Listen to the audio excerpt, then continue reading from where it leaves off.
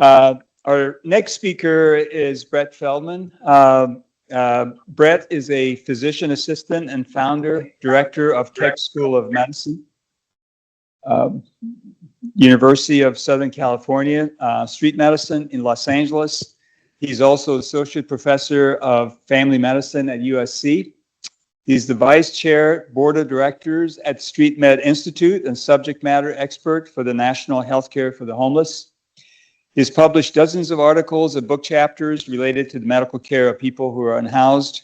He's the recipient of numerous awards, including Humanitarian of the Year Award from Pennsylvania Society of Physician Assistants and an Advanced Practice Provider of the Year Award from USC Keck Medical Center. In 2018, a PBS documentary featuring Brett and the Street Medicine program called Close to Home, Street Medicine won an Emmy Award.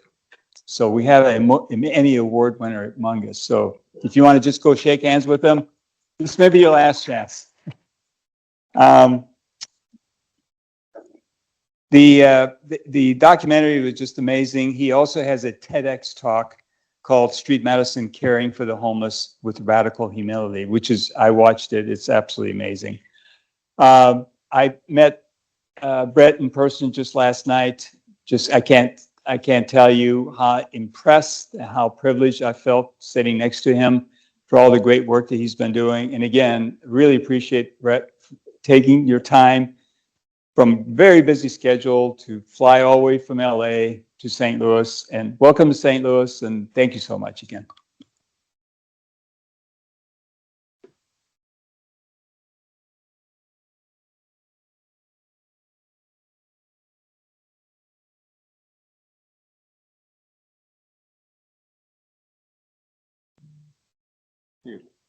Is this good? Yeah. All right. I feel bad for you all. See, you started with a lot of great speakers, especially Jim and I have been doing this kind of back-to-back thing for a number of years now. And it's funny, even if people don't really know us, they put Jim first and then I go next. And it's always, I'm like, it's like seeing the Beatles and then the cheap rip off the Monkees afterwards. And so this is the position. It's my first time to St. Louis, and I've loved St. Louis. I loved you all, and these always bring me such joy because it's like a wedding where people you know and love from one part of your life come together with people you know and love from another part of your life, and they don't know each other, but they're united over something that they're passionate about, something that they love. And so maybe it's the wedding party. In this case, it's street medicine. But you know in that way, when they meet each other, they'll love each other as much as you love them. And after now, this is my 20th year, so I'm a baby compared to Jim. He's out there. See, now I've stopped talking about him. This is my 20th year of doing street medicine. I passed 200 programs that we've started or expanding. And I know one thing is that we know each other. And we know each other, whether you've been doing this for a long time or have just started, because I saw you there. It was you who went searching for them in the deepest, darkest holes where only the most expelled from society are to bring them light. It was your name on the emergency contact list when they were admitted to the hospital, to the confusion of the hospital, but you knew that they needed at least one person to write down that they could say for sure cared about them and would answer the phone when they called. It was you who found them in their tent after they had gone on to glory, and instead of worrying about yourself and your sorrow, ministered. So when you go to the people, you need a tender heart, an undivided heart. And I hear more than ever how more divided than ever we are. And the reason why we're so divided is because it's become easy to dehumanize people as to a cartoon version of themselves, making it easier to choose ideology over reality. And I also hear that we are in unprecedented times.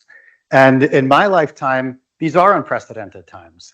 I've been giving lots of talks, but this is the first time in the past year that I've ever been censored by my federal government.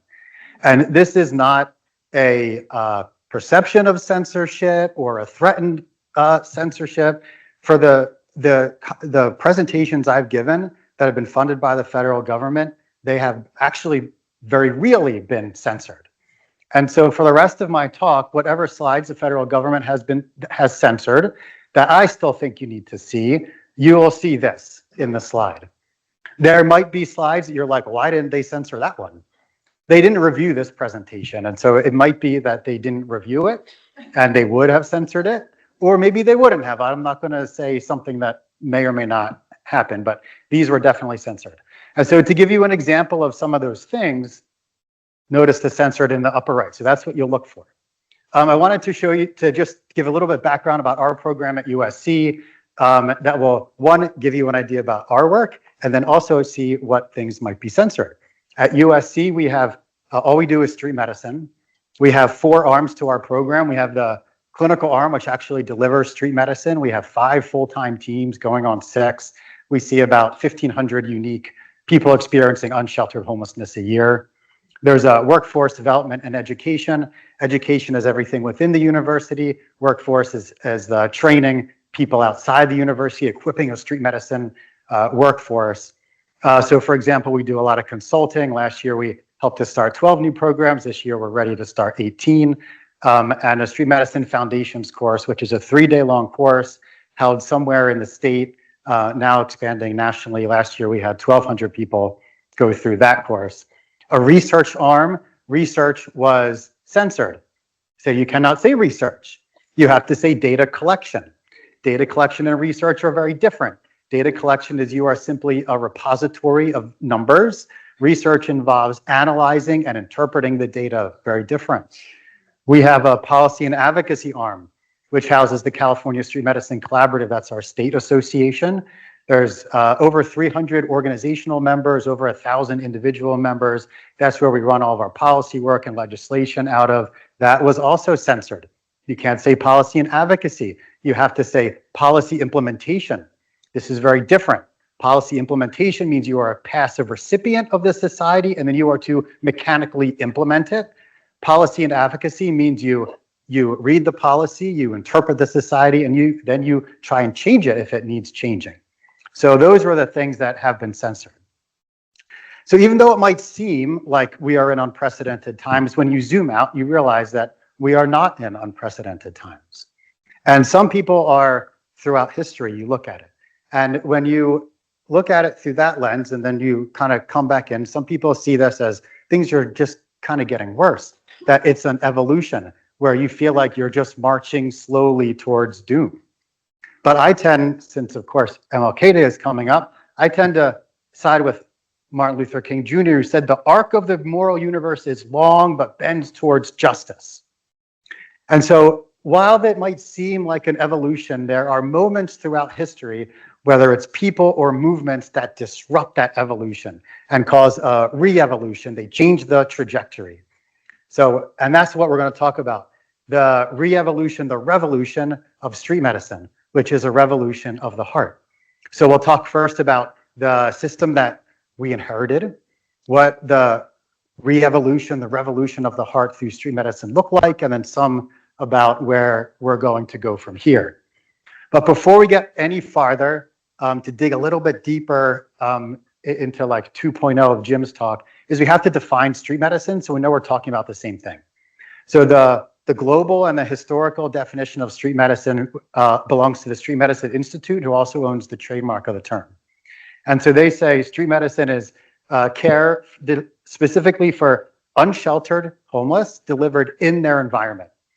So this is not done so anything where people are coming to you, you set something up and people come to you, would not be street medicine. You have to go to the people. So this is very different from mobile medicine, for example, which sometimes folks get this confused. I'll talk more about that in a second. Also, for the first time, it's become recognized in some official capacity through CMS, a new place of service code.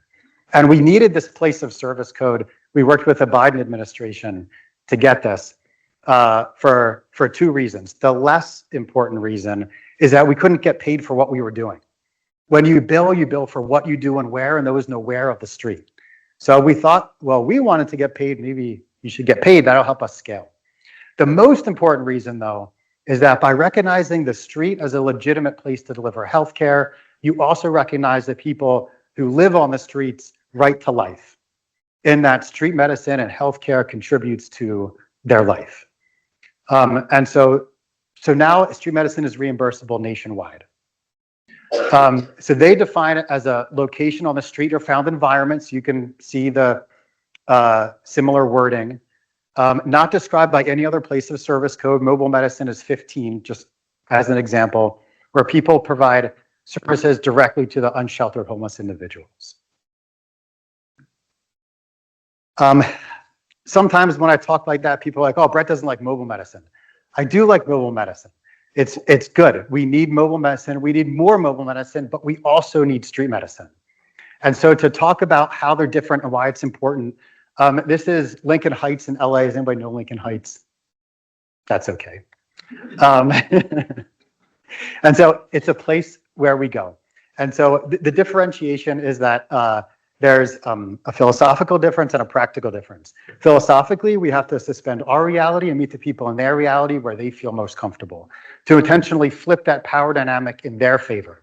Whereas even if we drive in proximity, we park the mobile unit, we take them out of their environment and bring them into our environment, we flip the power dynamic back in our favor where we don't want it. Practically speaking, it looks like this. So this red cross is the county hospital, big county hospital, general hospital, if any of you have watched the soap opera. And so anything you would want medically is there. If you want to park a mobile unit, you have to park it at Lincoln Park. That's where the mobile unit is on the top. And I'm glad the county parks there. I'm glad they park there because there are people experiencing homelessness there.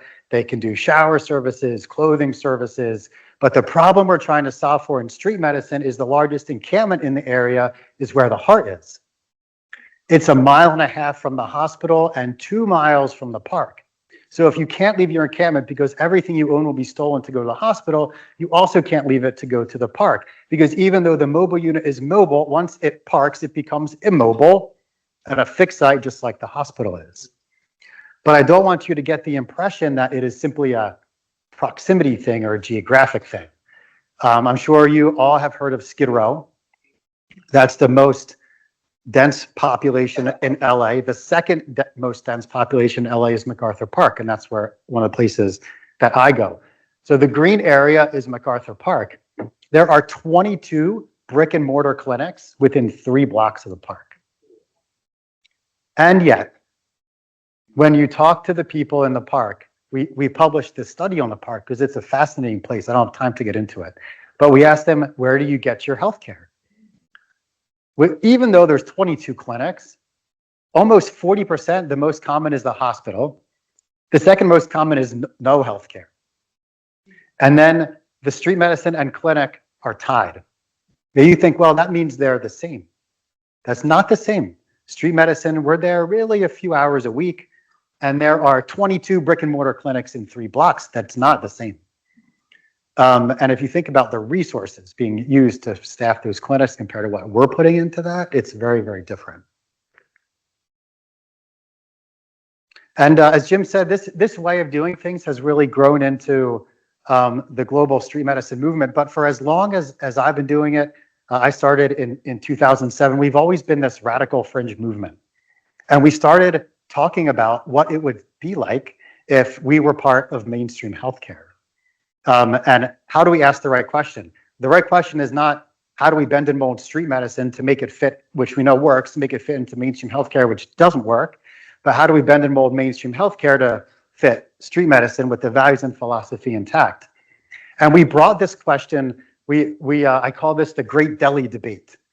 We didn't know what to call it, so we called it an elders retreat, and elders from around the world came to Delhi and started asking questions. And one of the questions was, should street medicine be siloed from the system or included in the system? And we were split. And when you peeled down the onion on why we were split, well, who can guess what the US said? You can just yell it out. Inclusion or silo?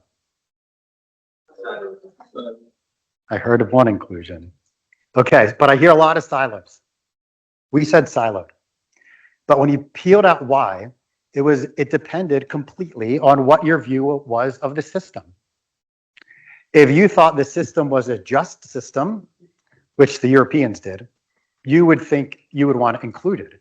If you thought it was an oppressive system, you would want it siloed to protect the people and have a chance of creating a just system. So if we all agreed that even though the group was split, the people from the United States were not split, we were unanimous. And so that brings the next question, are we functioning in an oppressive system? So this is the system prior to the re-evolution of street medicine we're going to talk about, not that it's all over. And so this is a drawing from my daughter. She drew these. There's a few of these when she was 12. She's 17 now, but it's amazing how the kids conceptualize these things. And so this is what oppression looked like to her, and I agree with her. So you have this street medicine person reaching down into the hole where the patient is and looks like they're trying to pull them out. But they're not really close, are they? And then there's this ladder behind them that they could use, but they're not using it. And so why aren't they using it? There's probably 3 reasons. You might think of more or better reasons, but one reason is oppression by intention, where there's something about the person in the hole they don't like, what they look like, where they're from, something like that, and so they're not using the ladder. It might be a selfish reason, where like, I know I could use that ladder. I know I have 30 others, but what if I need that one? Or it might be, well, I earned this ladder. They need to earn their own ladder to get out. It might be oppression by ignorance. They might not realize how bad it is in the hole. They might not realize that the ladder is behind them. And, they need to be educated. Now, if they were educated, who knows what choice they might make. They might be one of the first ones. And then the third one is oppression by complacency, where there's probably someone that they see as more important than them, more powerful than them, has more money from them. Maybe it's a rule or a regulation that there's just no way they can use that ladder. There's just no way. I'm not allowed. And that's complacency. And that's where I think a lot of us find ourselves. There's also 5 faces of oppression, and we're going to apply these to the healthcare system. So one is exploitation. So collecting payment without providing services, marginalization, no genuine attempt to provide a service. You're like, well, we have all these brick and mortar clinics. They just need to come. Powerlessness, lacking authority to make, so if they are actually lacking authority to make decisions about their own life, so they're an object rather than a subject of their life. Cultural imperialism, imposing a dominant system, and then violence, attacks or omissions which cause them harm. So let's look at some of the things that happen.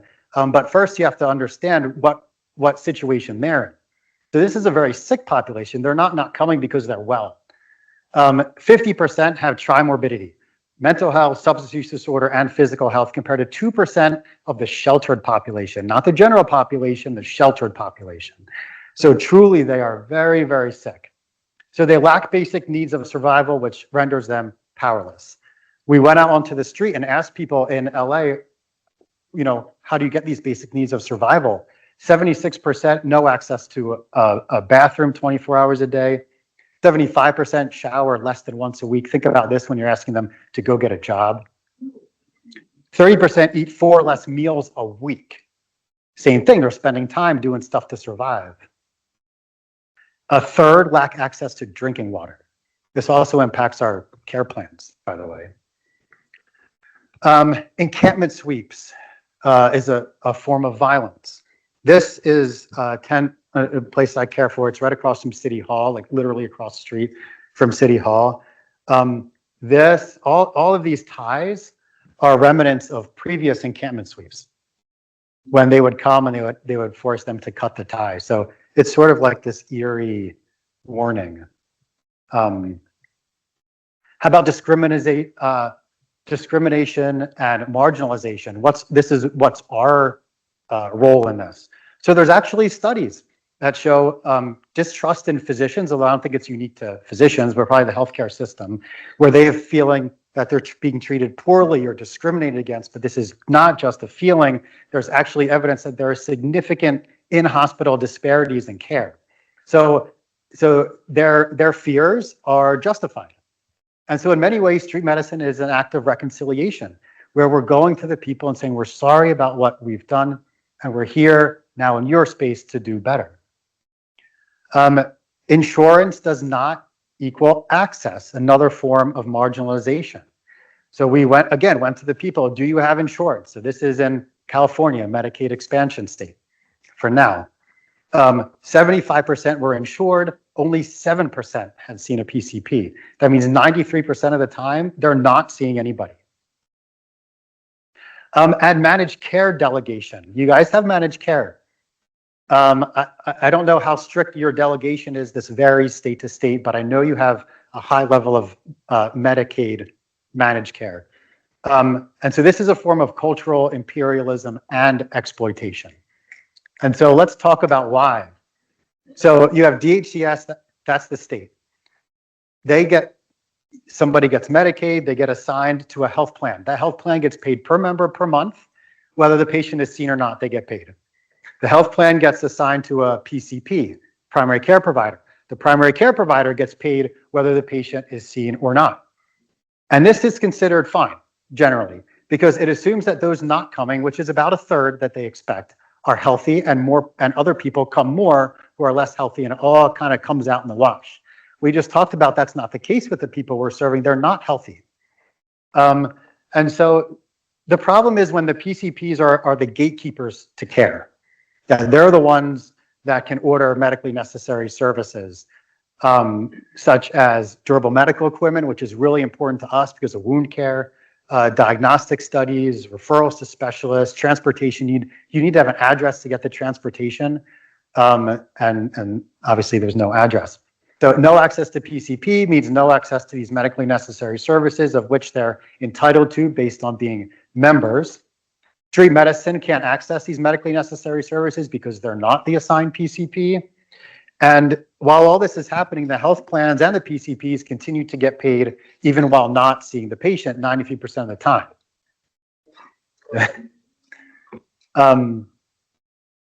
And thus begins the street medicine's age of re-evolution. I put this in 2018. Obviously, street medicine was along much before that, but that's when I really started seeing this movement towards making it part of the mainstream. And so that's why I chose that date. Jim might disagree, I know. We never talked about it. You do disagree? Oh, you agree. Okay. He agrees. All right, so where were we at the time, 2018? There was 6 street medicine programs in California at the time, about 60 in the US. Right now we have 80 in California, by the way. There was no bureaucratic definition of street medicine, no published practice standards, no connection to the system, no hope for reimbursement. It's looking pretty bleak, isn't it? But we did have increasing interest in health-related outreach, and we had this intensity, which we've always had, driven by passionate revolutionary love. That's something. And so and that kind of led to the social teaching of street medicine, which caused the ReEvolution, the revolution of the heart. For those of you who aren't familiar with social teaching, I know our sisters are very familiar with Catholic social teaching. So these are values manifest in action with practical application being street medicine. The foundational values that we talk about are love with grit and authentic solidarity, and we're going to talk a little bit about that. But these are the antidotes to reducing medicine to a science, and an antidote to allowing our patients to be reduced to a disease, metric, or possession. Because if medicine is different from biology or biochemistry, it's only because of respect for human life or respect for human dignity. Without that, medicine is just another science that we applied to a biped species that we call Homo sapien. And I think we all got into medicine thinking it was a little bit more than that. And so love with grit is not an emotion, it's an act of the will. I don't want anybody thinking, oh, Brett's getting soft. This is a conscious decision that you make. Thank you. She's like, no way. This is a conscious decision you make every day. It might look like you riding the bus with your patient while being verbally harassed or abused. You're sitting with them. For me, it's usually looks something like I'll go into the hospital and the treatment plan has quote unquote failed for the 5th time. And they say, oh, they don't want you to try a 6th time. And it's usually veiled in something like, oh, Brett, you do such great work. Forget about this person and go take care of all these other people. But you know there's nothing after that. For managed care plan, it might look like, maybe the ROI doesn't quite work out, but it's close enough. And we've taken responsibility. They're one of our members, and we need to provide care for them. And so you do this through small acts of sacrifice and suffering. But this gives you the freedom to serve. You don't have to decide what to do next. You've already made that decision, and helps you resist the temptation to flee. And this is what I mean by that. In your medical training, and whatever training I'm sure it's true, they said, no hugging your patients, no crying with your patients, don't get too close. It's going to cloud your clinical judgment and you'll make the wrong decision. And then this is obvious on the street, but it's in every hospital and every ward. And you're going to meet somebody who's scared and suffering. And when you meet them, you have a choice. Do I engage with them in their suffering, maybe exposing myself to secondary trauma? Or do I retreat in an act of self-preservation? And if you were taught that retreating is the professional thing to do, you will retreat every time. But when you do that, you leave the person isolated, but you've also isolated yourself with the knowledge of knowing that you've abandoned the people you've dedicated your life to serving. And when you do that, and we hear so much about physician burnout. This is not burnout. This is moral injury from doing this 15, 20 times a day, every patient you see in every room. Which brings us to authentic solidarity. So we're going to talk a little bit about the difference between charity and solidarity because it's important. I'm not putting down charity. A lot of us started on charity. I still rely on charity, but the difference is important. So again, back to Abigail's drawings. So this is charity, and so charity usually, this is good for like quick gap closures. Maybe you need some extra help with something. It's usually fueled by termed funding. But it lacks this long-term commitment that you really need to change a system. So it lacks system change. And so what happens is the charity, instead of that ladder, they've actually gotten a lot closer to the person and they're trying to pull them out. And they might even be successful sometimes. And I imagine all the wonderful things the clinic and the hospital has to offer up on that ledge, but they're not bringing it out there because it wasn't part of the grant. As you know, right? And so if it doesn't work, what do? They stand up and they walk away. Solidarity is different. It means you have to get your boots in the mud and you're back in the riverbed and you push them up. And they might even get out before you, but that's okay. You'll get out, you have more resources. And so solidarity means sharing in the suffering and doing so with love. It's an equity model. Equity, very simply, means those who need more get more and those who need less get less. And the people on the street need more. And so you have to bring it out to them. And it means the system is based in reality. You are so sensitive. You see my sensors? Yeah, they didn't want you to hear this. For real, it didn't. Anyway, and this brings us to the building a re-evolutionary system. If we were going to do that, what would this look like? And so this is some of the work we started based on these 4 things: access, sustainability, comprehensiveness, and continuity within the system. I kind of put the collaborative in the middle. It's not really the collaborative work or unique to California, but the idea, the collaborative is the idea of the collaborative. Why I brought it up, why I put it in the middle here, was there's 300 members, organizational members. There's 80 street medicine programs. That means the majority are not doing street medicine. So who are they? They're community-based organizations, 25 managed care plans, government organizations. It's what it takes to make system change. It's all these people coming together and say it needs to be different. And so we'll start with access. So this re-evolution for us really started going mainstream in 2021. And there was 2 big things that happened. One, we ran our first bill called the Street Medicine Act, and it would have made street medicine reimbursable. That problem of delegation that we were talking about, it would have blown that up, and we could order whatever we want, even if we weren't the PCP. And at the same time, launched CALIM. We were just talking about CALIM. But basically, CALIM, we'd always said, oh, housing is healthcare. People that need more, that are on the street, need more, like care management, things like that. And this actually funded it. And there are a few other states that have done that. And so it was a way for us to fund previously non-fundable staff members. Our bill, it passed through the legislature, and then the governor vetoed it. But in the veto message, he said, you need to work with DHCS, work with the state. And so I was bummed, but we've been working with the state, and it's been one of the biggest joys of my life. I'm so glad that it got vetoed, because we wouldn't have built these relationships that ended up being better in the long term. And so almost immediately after the veto, the DHCS, the state, came out with these all plan letters. Does anybody know what an all plan letter is?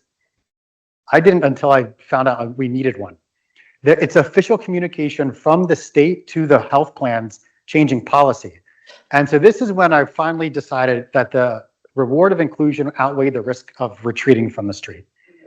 And so they said in this, you can go ahead and bill under a different code, because we didn't have the place of service yet.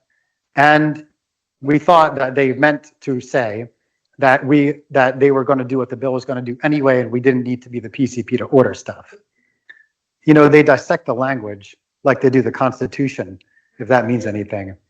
But anyway, so the plans interpreted it differently.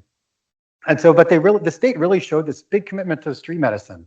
They maintained the fidelity of the street medicine definition. We talked about why that was so important. They made street medicine reimbursable. They said we can be a PCP, which for the first time said, before we thought of ourselves as transitional primary care, to do a little bit of care on the street, but then have to get them to the brick and mortar clinic, and that never worked.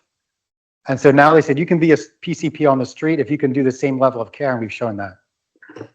It incentivized managed care. I don't know how we got this. We got the state to, it was a few $100 million that they gave to managed care to contract with us. And that's partially how it grew so quickly. And so now, so we did this study on 2026, how many programs, or in 2023, how many programs? We had 26 programs, now we have 80 programs. And you can see it's not just in the large metropolitan areas anymore, it's in most of the counties throughout the state. And then finally, this past year, we just got this bill passed, which for the first time, for sure, got rid of this PCP issue. So we can order whatever the patients need. It's not about reimbursement, it's about access.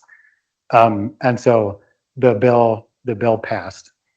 And for those of you who are interested in civics and how bills work and things like that, so these were just some of the people that supported it. Some of these are managed care plans that support it. I couldn't believe, I thought they'd be against it.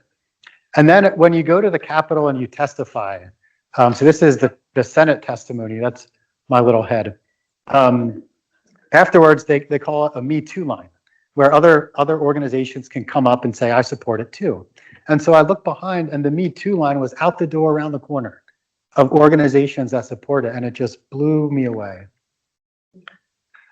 So we look at comprehensiveness, it's all nice, but what are we actually doing out there? So we went and we asked the people, what are you doing? 70%, over 70% were doing what would be considered full scope primary care and preventative medicine and treatment for behavioral health disorders. 60% were doing MAT on the streets, so treatment for opioid use disorders. I think it's more than that now.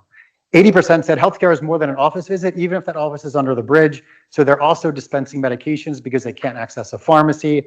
Half of us were drawing labs and doing much, much more. More recently, this has even exploded more since the study. A lot more people are doing street psychiatry, and then also street psychiatry for the non-psychiatrist. Because in most cities, they don't have a street psychiatrist. So you look to your left, you look to your right, there's no psychiatrist. What are you going to do? Let them suffer, or you have to teach yourself how to do better? Not that you're going to be at the level of a psychiatrist, but the highest level you could do in primary care. And so these things, so it's very common for us to use long-acting injectable antipsychotics, treat schizophrenia, bipolar disorder, all that on the street. Also treatment for substance use disorders. I mentioned 60% are doing MAT like Suboxone and things. You'd be blown away about the things that we can do now. We don't need beds to get people off in like a detox thing, except for alcohol. And so we're doing like, if you're familiar with Brixadi, it's like a long-acting injectable Suboxone. We do Brixadi inductions on the street. I mean, it's amazing. And now reproductive health is becoming a big thing. So this is T, who's a family medicine doc in Texas. This is Camilo, who's our medical director. I just took this last week of him doing a prenatal ultrasound on one of our patients on tailgate. And the health plans have supported this comprehensiveness. CalOptima, which is the health plan in Orange County, created this bundle payment where they'll pay us for clinical care, the case management, all in one payment. They also used their leverage to force the city to work with us. And so now we get like tip-offs for encampment clearings. We can try and divert encampment clearings, all kinds of things. And then some of the plans have bundled medically necessary services. So we're paying the things that, if they're insured, the insurance company should be paying for their meds, paying for the durable medical equipment, paying for their transportation, but they can't. So we pay for it out of our pocket. We have to raise money for things. And so the money's being diverted from the plans to us. And so they said, well, you are actually the best vendors. And so they give us a higher rate. Continuity. So Jim already talked a lot about go to the people, and then we can complete it and then go where they go. And so to talk about what this looks like, I'm going to tell a little bit about Takesha's story. She gave me permission to tell her story. She's a patient we used to care for on Skid Row, and she had really severe asthma, and was also very educated about her disease. When I met her, she was in and out of the hospital every week, and it was the same thing. Asthma exacerbation. Some of them were really bad. She had been intubated on BiPAP. She'd be in the hospital for a week, discharged okay for a week, start to decompensate, and then back in the hospital every single month. I got her maxed out on the medications that we knew of, and it like kind of helped, but not so much. We thought she needed to be monitored closer. Her encampment got swept. She got moved right in front of one of the clinics, literally in front on their doorstep, and they had street medicine. So we talked to her, we talked to the clinic. They were going to take over her care. I don't know what happened. She ended up having a really severe asthma exacerbation and had an anoxic brain injury. So she had brain damage from not getting enough oxygen in her brain. The next year looked like this. She had 3 stays in interim housing, 2 stays in recuperative care, which you would call medical respite, 1 stay in a nursing home, 9 inpatient hospital stays in 2 different hospitals, 15 return trips to the street after all of these stays, which means she had 30 different location moves. And because of all the facilities and the care managers, the doctors, they're all attached to the facility, she had 15 different providers and case managers, none of which you had any knowledge of her history or any relationship with her. But we followed her through all of that. So all throughout the whole continuum. And so the continuity actually was with the street medicine team. And the managed care plan supported that too. So LA Care is the big managed care plan in LA. And they created this field medicine term, which is inclusive of street medicine, but includes all of the other places you could go, interim housing, shelters, and created a funding mechanism to support those. They've tried to organize us across the geography. It's not gangland where we're not allowed to cross the geography, but they kind of said, where are you already going? And then tried to organize us with their resources. And they help facilitate transition. So if someone's moving, I can call them and get things approved much quicker. All right, sustainability. Who's interested in sustainability stuff? Okay, some people like to know about the money. All right, first, why is it so hard to have a sustainable street medicine program? So I'm going to compare traditional primary care to street medicine primary care. So traditional primary care, patients come to your office. Street medicine, it's a search mission. It's always going to take longer to search for them. In traditional primary care, you pre-screen for insurance. Sorry, you don't have the right insurance, go to a different clinic. In street medicine, we see everybody. They don't walk around with the insurance bubble on their head. Oh, I'm only going to go to that one and not that one. You see everybody and you figure out if you can get paid later. In the clinic, you're assured of consent. They called you, they made an appointment, they drove there, they waited in your waiting room, and when the consent to treat form comes, you know they're going to sign it. In street medicine, you have to do outreach prior to consent, and it might not be the first time that you see them. And so you will have invested this time in them without getting paid. In the clinic, the patient completes the orders. Doctor orders, say, we want you to get labs and an x-ray and this medication. The patient goes and does those things, and then they call and come back. In street medicine, they can't get to those things the same reason why they couldn't get to a brick and mortar clinic. And so we're in charge of completing those orders. We have to take them to get the x-ray, take them to, do all those things. So we complete the orders. A no-show in primary care might take 15 minutes off of you, but don't worry, you've booked 4 patients in that hour and you can still get paid for 3 of them.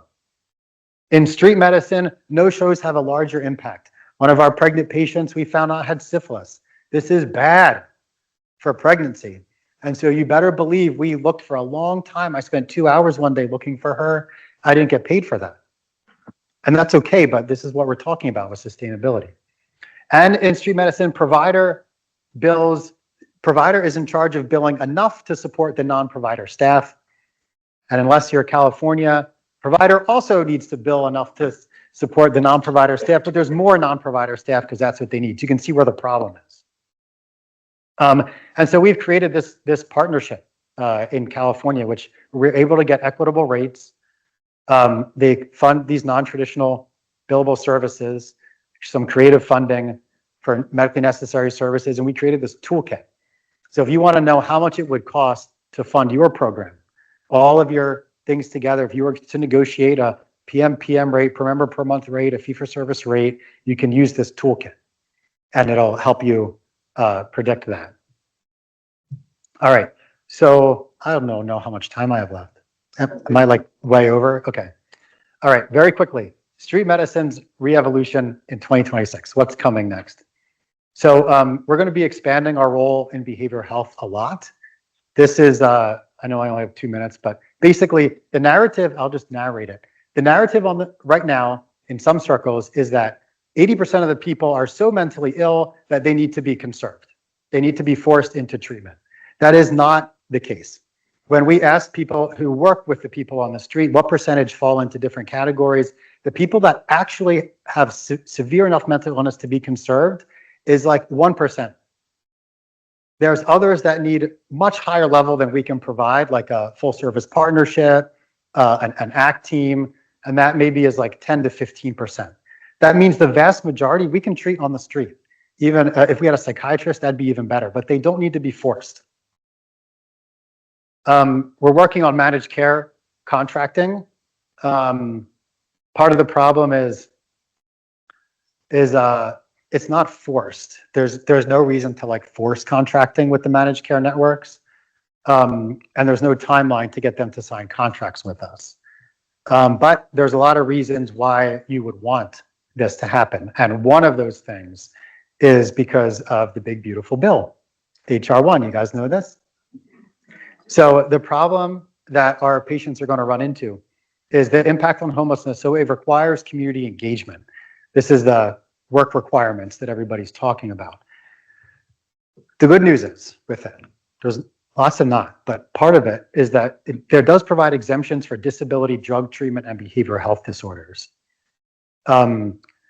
We can certify those things. It adds address verification. This is a problem if you don't have an address. And citizenship verification. If you're not a citizen, obviously, that's not going to help you. If you are a citizen, but you don't have your documents because they're lost or stolen, you can't prove you are who you say you are. And so that's not going to work out for you. We can try and work on document readiness. This redetermination has to happen every 6 months. And so that continuity we talked about is even more important. But here's the like take home on HR1 is you can't, if you are remember all those things we talked about trying to get your basic needs met, you're not going to be able to work. In order to work, you have, in today's day and age, you need a phone and internet so you can get called back. If you get called back, you need to look presentable, but you don't have an access to a shower. So this isn't going to work out well. We can do these exemptions. I think the vast majority of our patients will qualify for these exemptions. But it's gonna, like the hospitals and everybody's gonna have to plan for this. It's not like when Obamacare, when the ACA first started and they just sent out loads of enrollment specialists. You can't do that. They need to have a provider who will certify that. So that's what makes street medicine even more valuable. But the risk is, so I started before the ACA. We had about 5% of our patients insured. Right now we have like 85% of patients insured, and we could easily slide back to that. But it means that we have a very important job in all of this. And then finally, since we're talking about the ReEvolution in 2018, I'll take you back to mine. And so this is County Hospital, remember General Hospital we talked about. And when I went to visit, I think it was 2016, first time I went to LA to really look at homelessness. And I said, take me by County Hospital. You hear so much about it. There's even ghost adventures on County Hospital. And so I wanted to take by, and I was blown away. There was like 100 people living on the grounds of the hospital.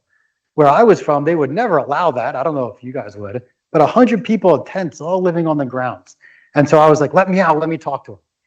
And so I got out, and first I went up to the bus stop, and there was this lady who was hit by a car, and she had a pelvic fracture, and they had rolled her out. They had discharged her, non-weight bearing, discharged home with home PT, but she lived somewhere else, you know, and that was 2 days ago. She was sitting there at the bus stop for 2 days. And I was like, man, if I was in Pennsylvania, that's where I started, I would know what to do with her. But in LA, like, I'm clueless on what to do. So I was feeling pretty helpless. And so I kept going. And I went, and there was another guy sitting on the curb over there. And so I thought I should ask him what he thinks they need in LA to solve the homelessness problem. And so I get down and talk to him. It's like, what do you think we need to solve homelessness in LA? And it was about 10 in the morning, but he was pretty well into his day by then with his drinks. And he looks at me and he's like, close all liquor stores. I was like, yes, for you, that's what we need. But that wasn't that useful to me. So I said, what else do we need? And he looks at me dead straight in the eye. He goes, do your job. And I was blown away, and it just like pierced into my soul. And at that moment, Amigo, as he became known when he became our patient, inspired me to move to LA to start this program. I miss Amigo very much. He died not long after that. And that began the street medicine's ReEvolution of my heart. And even though I'd been doing street medicine 10 years before that. And so now I express that by going to the people, first to help them understand how much I love them, then providing street medicine, then going back to the people that couldn't be under the bridge with me, but love the people as much as I do, and sharing what I witnessed there, so that whether it's people in my clinic or in the office, managed care plan, government, that they know what decision is best to make. And so that kind of leaves, how about you? Are you going to allow yourself to be victimized by the evolution marching slowly towards our doom? Or will you bend the moral arc of the universe towards justice through street medicine's ReEvolution of the heart?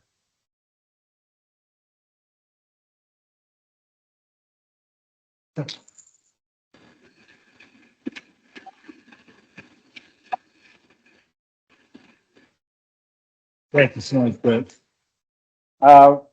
We have maybe time for one question for Brett, if anybody has a question.